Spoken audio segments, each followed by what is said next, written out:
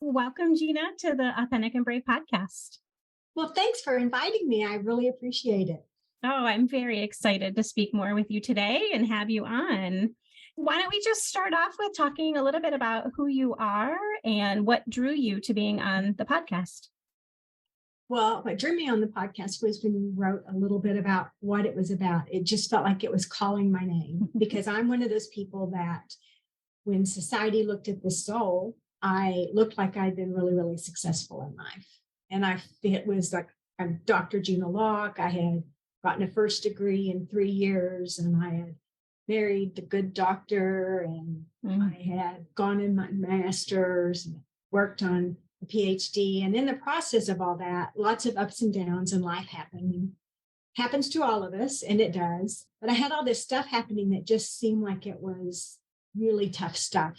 And my friends would say, "Oh man, that's really tough." Like when I was paralyzed and just even going through the divorce and the physical abuse and the things that happened. And it was sort of like, it was hard to believe so much was happening to me.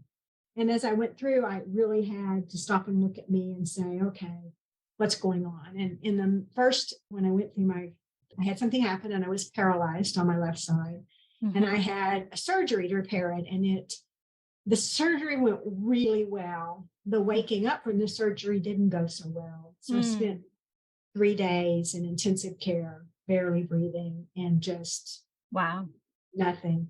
Yeah. And then I finally woke up. But when I woke up, I had no idea. Although I didn't say anything, I had no idea who I was or where I was or what was going on or anything, because I had gone literally what I would call home. So it was a near-death experience, and I came back, and then I was in this body again, and it was what's happened. So I had a few weeks of really adjusting back to being this way, and I was in the hospital, which was good. So they said I didn't talk much or say much for it all. So it was a really interesting experience, but it changed me, and I didn't know how to describe it to anybody. This was like 36 years ago, and talking about this was like taboo.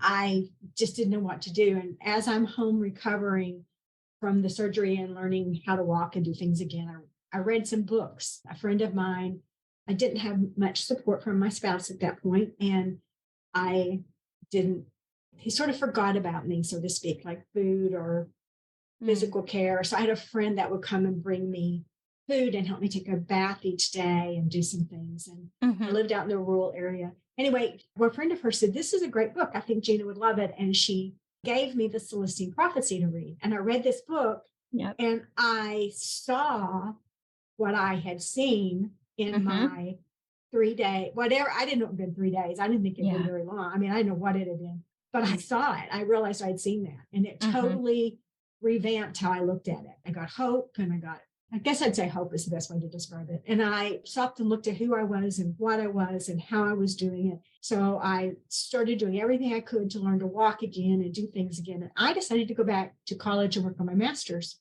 And I wasn't even walking it. Wow. And I'm barely walking. And I get where I can walk probably about maybe 50 feet or so, as long as somebody's around. And they rebuilt my spinal cord.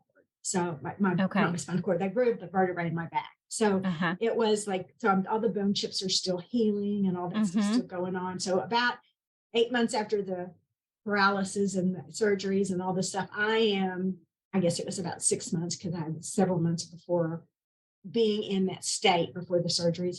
But I decided to go back to college. So I got there and registered. I don't even remember how exactly. And I literally had a friend call me and say, "I heard you're going to go back to college." And I'm like, "Yeah." And he said, "Well, I'm going to be going." And it's a good friend of mine. And he says, "Rosanna and I were talking, and we thought maybe I could drive you because it might be helpful."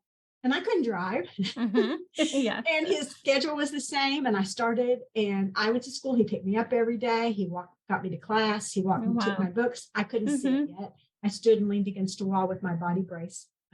So I did that every semester. Somebody would call and say, "I heard you're going back to school this semester, and I think I'm supposed to drive you." And it would just be that simple. It would just happen. So I finished my master's. I was able to drive my last semester, and I finished and did my student teaching. And then that next year, I went through a really terrible divorce. From just the accumulation of everything that had happened during this whole time, just a lot of physical neglect and lots of stuff had happened. And I decided I was no longer going to tolerate it. And there had been a lot of physical abuse that started at that point. And I got really scared that I'd be paralyzed again. Sure. So anyway, to say that, I went and ended up in a job in teaching and I loved it. And I moved forward, but I always kept this book and I'd go back and reread that chapter on the big vision. And I understand all of a sudden that I could see energy, that just like they talked about, and I could feel those control dramas pulling me in or not, or all of this stuff. And it totally changed the outlook of my life. And I really believed I was supposed to be teaching, and I loved it and I did it. And I pursued it. And as I'm up there working in my new position, which was started as a part-time and ended up as a full-time department head within just 6 weeks, I was given these opportunities and I worked on my doctorate, which I was just tugged at my heart to do. Could not help it, could not even see how it would help my life, but I just had to do it. And I did it. That it was just very strong. I did it in applied behavioral studies and education with all of my stuff for my LPC program. And I decided as I finished it, I didn't really want to be working with people who were not healthy. I wanted to help students who were super healthy. And I just wanted to help them move forward in life in a better way. So, but I did all the studies, I did all the stuff. I was really good at it. And I was in student services. It was a great joy for me. And I just got getting promotions here and there. And I went up and I did different things. But it would be so interesting in my life. I would have these great bosses, and then that boss would leave or change, or I'd get transferred to a new one. And there would be these experiences of a completely 100% opposite, 360-degree opposite of what had just happened, like totally different. And I would be like, what just happened? They loved what I was doing. And now all of a sudden this person hates what I'm doing. Life went along, and I had a couple of other things that came up in my life during those times that were traumatic. But I finally got to a point, and I was single. There's many things in there, but I really got to a point where after I had been teaching and I remarried, I moved to join my spouse in a different state. We had dated for 4 years. We dated for 4 years, and he had driven to where I lived 4 hours away. And it was like, we decided to get married, and I moved to join him. And I just couldn't even get a job. I couldn't get anything. Nothing clicked. Nothing worked. Couldn't figure it out. Couldn't understand it. Did some adjuncting gigs here and there, which I loved and I totally adored. And stuff would happen that would be like out of the blue, like stuff accused of stuff you didn't do and you had no idea, that you would just find very shocking. You would be like, wait, I said good morning and I'm in trouble. Didn't like, see it coming. I didn't expect that one, or I would dress in a suit and I got in trouble for wearing suits on Friday. It was like, I wore a suit to school work on Friday. It was just an interesting experience for me. And I finally, as that part, I stopped trying to do all of that. And I just could not get things to click. So life didn't feel good. I was lonely. I was empty. I didn't feel good. Marriage part was hard. There was just a lot to it that didn't fit. And some people I knew, I joined a few groups and I really tried. I had another near-death experience, which was when I couldn't even explain away because a highway patrolman witnessed it, had a video of it, and could not believe I was alive with my car had hydroplaned under a semi.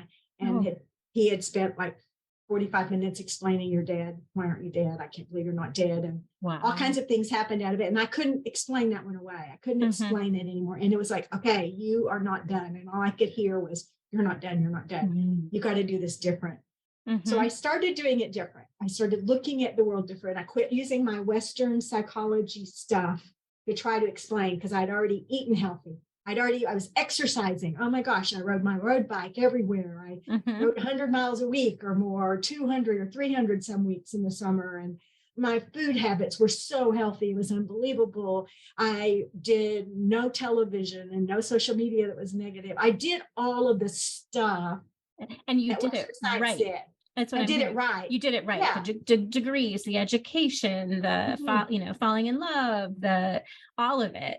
4 years of dating, not like jumping into the fire, and just it just couldn't click, and it was just making it really tough.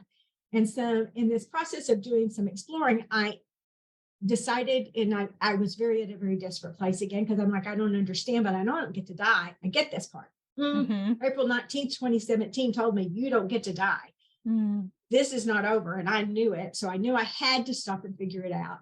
And I started doing stuff a little differently. And I'd always loved Wayne Dyer. I reread The Celestine Prophecy. I got the Four Agreements back out and I went back through it and ended up in this little interesting group called Flow. And this group was a really cool group. And in it, we explored a lot of Eastern modality stuff from just a lot of places. And I'd read all the books, but it had never clicked and connected the dots. And all of a sudden, it had connected, all of these dots connected.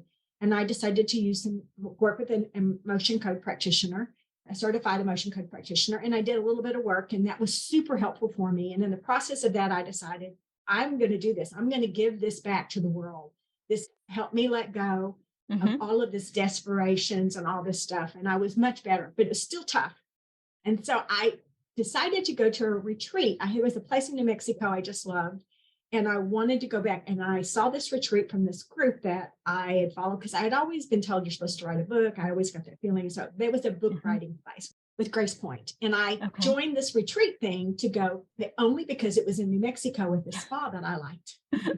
I was going to go spend the 5 days spending it at this spa because I'd already figured out the cost of the retreat and the cost of going for 5 days was almost the same. And I got 2 retreats, one in Colorado and one here for the same price. I think I'm going to do this, and I'm not even going to go to the retreat. I'm just going to go to the spa. Go enjoy. In Colorado, I'm just going to go do my thing. And so I got there, and I was totally pulled in, and I met Karen Curry Parker, who does human design. And I knew a little bit about it, but not much. As she did a reading for me that she canceled all the rest of her appointments for the day. And I already knew emotion code really well and was good at it. And she did a reading for me that explained my human design to me. As I cried for between 90 minutes to 2 hours, I grasped why I had seen that first near-death experience. And I had watched all of these little movie clips in my life. I had seen them and I kept seeing these things that were going to happen that I knew were like, I don't want that to happen. I don't want to go through that. And I got it. I understood everything about my life. I understood why I planned what I planned when I came and why these things happened and why these challenges came up and where they guided me and how they guided me. And I totally grasped that I was here to connect Western medicine and Eastern medicine and to pull it together because it's more than all of that Western stuff is really good stuff. There's a lot of good stuff in it, but it's not enough. You really need to understand that we're all wired differently and we can't teach. While there are many of the really great teachers don't teach to everything exactly to the same student in exactly the same way. Human design helps you understand why you do that and how to do that and what processes to use with that. Even if you don't know their designs, if you've got 30 students, you've got this unique group and how to be a better teacher. It was like, I can't even tell you how the world opened up in a new way to see myself. So I learned that I was a manifesting generator, which means I was busy. And in my entire life, I'd been criticized by every place I'd worked for being so busy and always multiple tasking and doing so much. And like, you make us look bad because we don't do as much as you. And people would get mad because it was just part of who I was. It's part of who you are. Yeah. I didn't really mean to do it. And I try not to do it. And then I would be like, oh, but I'm supposed to do that. I mean, it was just easy for me to do.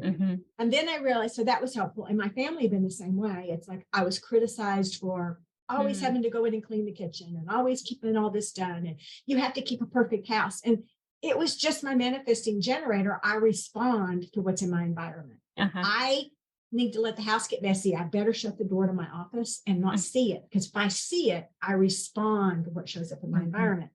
And so being careful what shows up in your environment is an important thing. But literally, I'd been criticized. Well, then I found out I understood that I'd always had this knowingness. I could tell people what was going to happen. I could just tell people without meaning to. I had to be super careful not to do it. So that part was understood. That was my authority, which was my decision-making process. When I would see something or all of a sudden know it, and I'd know if it was true or not. And then I would know. So I learned a lot about that. But I learned I was a 3-6. That's the profile numbers in your chart. Okay. And the profile means it's the way that you show up in the world and the way you perceive the world. So there are 6 numbers. If you have a 1 on your chart, you're an investigator researcher. Oh, you investigate and you research, and you are supposed to investigate and research. It's your job in this world to make sure the facts are the facts, to make sure the options are the options, to make sure whatever it is to be explored and dug deeper is there. Ones are here to dig deeper and to give us more. So we are sure that what we have coming out is really accurate, or it's in the next step of where to go. Twos are integrators. Twos take in the information and then they integrate it. They go within and then they don't share yet. So when you ask questions in a classroom for students, twos are not going to talk because you've just given them the info and you can't say, so what do you think about that? Because a two is going to, number one on it is that it's like, I got to integrate this before I can talk. So they have to have that integration time before they can come back. So threes on the other side of that, and threes are experimenters, trial and errors, and everything they do in their life is trial and error and experiment. And they're just going to do it. It's like, we got this and we sort of understand this is how this works. Okay, I know how that works. Now, all of a sudden, they're pulled to the next thing. And I could see that in my entire life. I had been pulled from one thing to another. And threes look like to the world. Now, I looked okay because I had pieces of paper called degrees, so people thought that was acceptable. But I changed jobs. I would get 3 to 5 years here, and I go, oh, I know how to do this. And I'd get asked to apply on a new job. And I would get begged to apply on a new job, or I would get encouraged to apply on a new job. And so it was like, but you can't stick with anything. And it wasn't that I couldn't, it was that I would grow in a new place and I would understand what worked and what didn't work about each component. I worked in secondary education. I worked in career technology education. I worked in community college, and I worked in universities, and I worked in private universities. I understand how all of the pieces actually do fit and where all of the links are broken, just because I had the experience of every one of those, and you could see the broken links.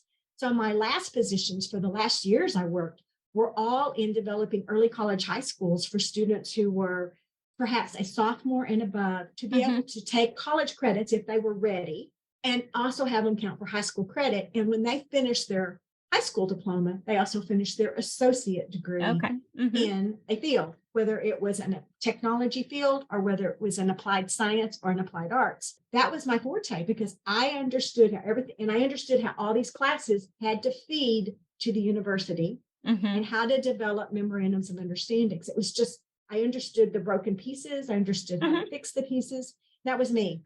But now I'm not in education anymore, and it's not clicking. And I realistically found that I'm a three. So that was who I was. I explore my entire life. So fours are networkers. They are community builders. They're going to build communities around a topic that's important to them.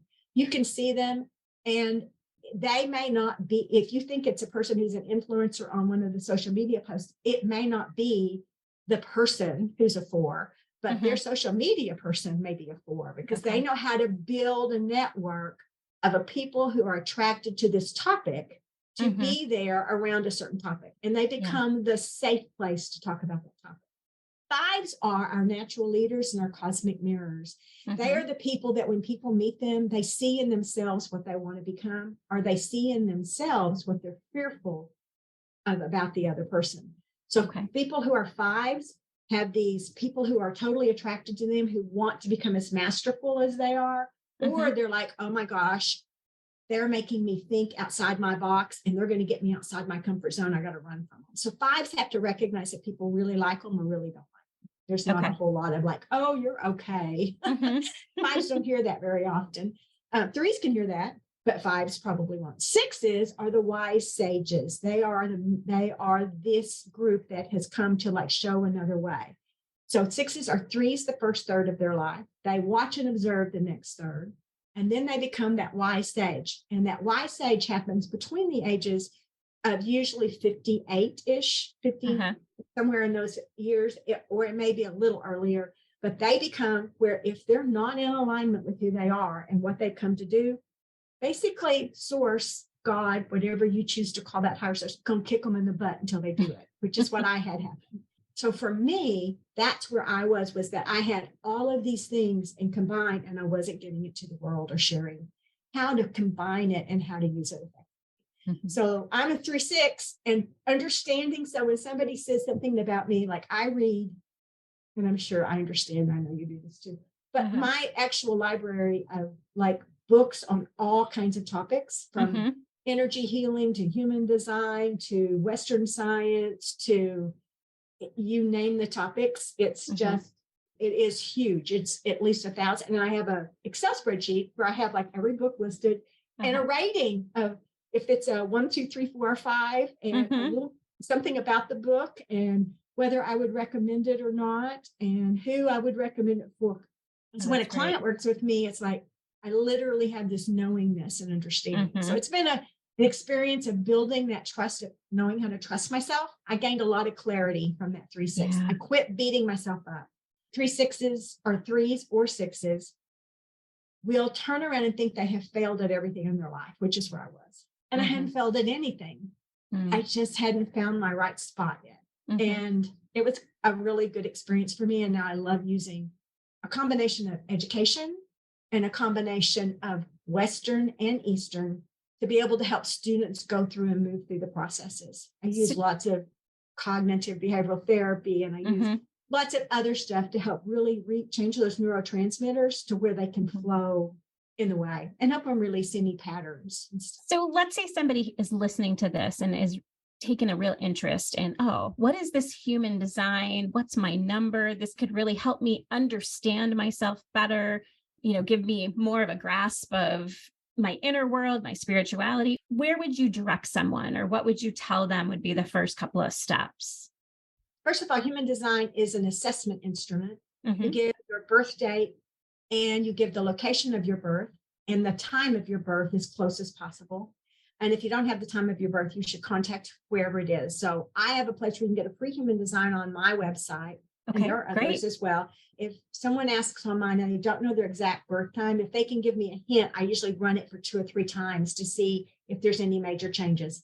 And when they receive that, there's going to be a picture on it that has shapes. Those shapes either have colors or no color, like white or colors in them. And reflectors don't have any colors in the shapes. And all of the other types will have some colors. And the combination of how those come out determines if you're a manifesting generator or a generator or a manifester or a projector, or no color is a reflector. And those give you some ideas about how you work effectively in the environments that you're in. Some people have manifesting generators, and generators respond to what shows up in their environment. And then they ask their decision-making process, do I do this or do I not? In human design, at least those of us who are certified in human design, we teach how to do that. We teach each person based upon their uniqueness, how you make decisions and what the processes are, what comes up there, what happens. We also go through and do that. And we talk about their profiles of why some people dig deep and why some people don't need to dig real deep. They just need to have that overflow of all those books.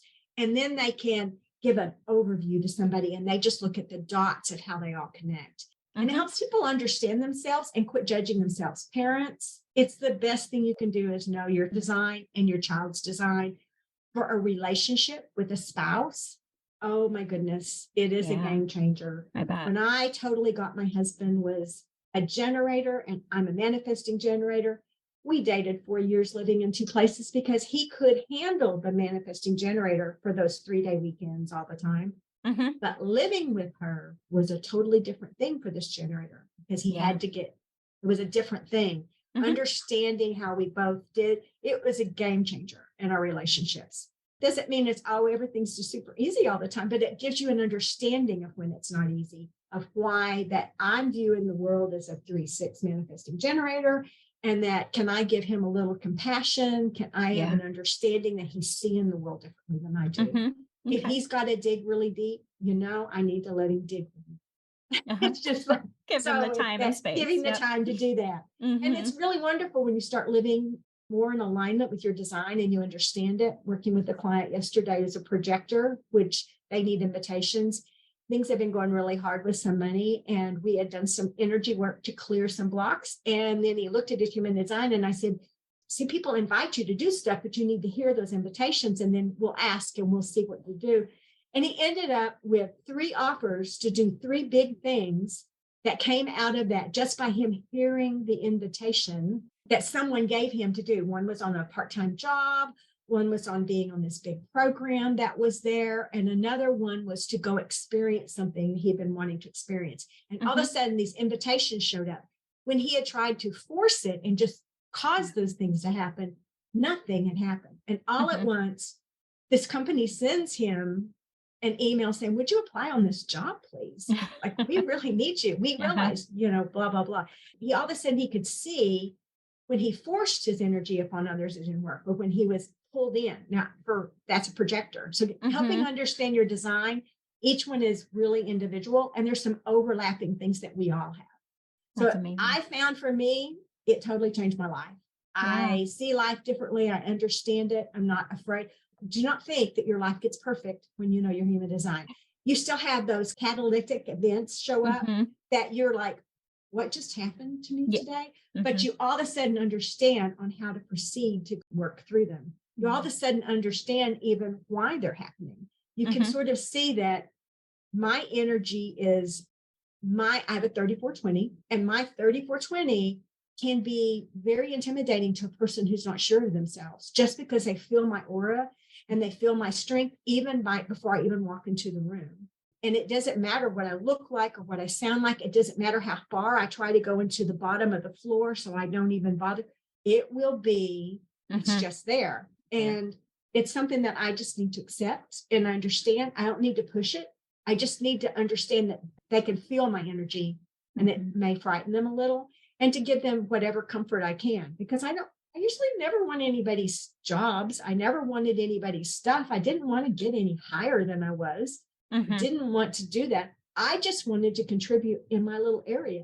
And so it was a really cool thing to learn my human design. It matched all the dots. And when I teach now, oh my gosh, it's such a breeze. I can look at the room and I know, I can feel the ones. I can feel I totally do things from a different angle. I ask my questions the second day. I don't ask them the first. And I tell them, I'm going to talk about this tomorrow, and I'm going to ask you what it is, because those twos need that. And I give every student the opportunity to be successful in the classroom, versus we very much used to give just a few of these opportunities to be successful. And then the others felt like they had been put down because they couldn't speak that quickly. Where can someone find you online? They can find me online it's my name, Jeana, like a pair of jeans with an A, Lock, Lock with an E. So it's JeanaLock.com.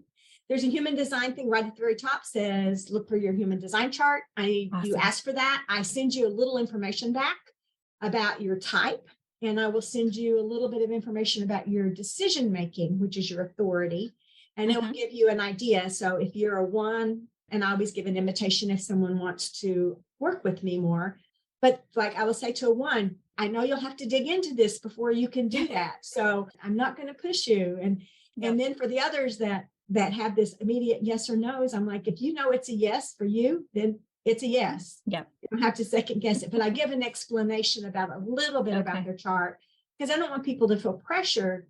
They need to respond based upon how they really want to be. And what human design does is help you understand how you're wired, how all of the pieces of you are wired energetically. And it's like there are layers of, it's like a big blueprint. You see the house, and on the top one, you see how it's going to look. So that's the blueprint. But underneath it are the layers that you need. And you can go as deep as you want into understanding human design, or you can just get that top layer. And any of them will help you. Some people really love to dig, and some people just want that top layer to understand. Like, I want to know when I'm supposed to do something and when I'm not. Like, I don't know how to do it. It gives you some really great guidelines based upon all of those things that happen. And it is an assessment instrument, which was what I taught in grad school for LPCs, was assessment.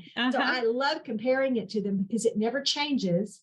It does have some times in life when you have some significant dates that impact you, and it helps you understand that. So those of you who are 38 to 42 and you're feeling like, this is not the way life's supposed to be, it's time for a human design chart, because you've got an idea, you've got something showing up that you're not quite in alignment with exactly where you're supposed to be. When you get 58 and you're still feeling it, you could either happen like I did and get really I'm going to call it, say, kicked in the butt. We had, Yep. that literally kicked in the butt many, many times until I stopped and addressed where I was supposed to be.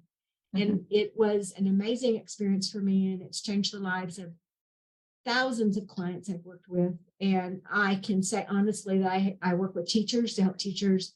Not, you don't know their human design in the classroom because you would never get that kind of personal Right. information and you wouldn't want to. But you can read a student and you can read how they perceive the world and how they do that. And it will help you know how to prepare for your classes or even how to give better ways to help them be effective in their own life. Because sometimes we make it really hard for anybody but a certain group to be able to be okay because that's how society says. So yes. that's Thank a you. little bit.